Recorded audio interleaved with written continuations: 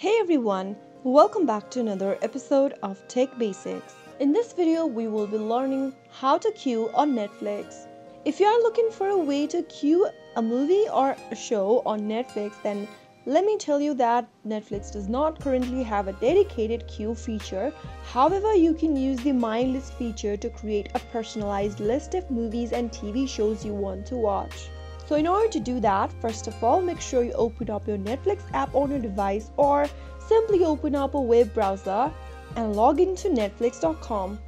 After signing into Netflix, find a movie or a TV show you are interested in. Once you find the movie or a TV show, go ahead and click on it and it'll take you to this description page for the certain content that you've selected.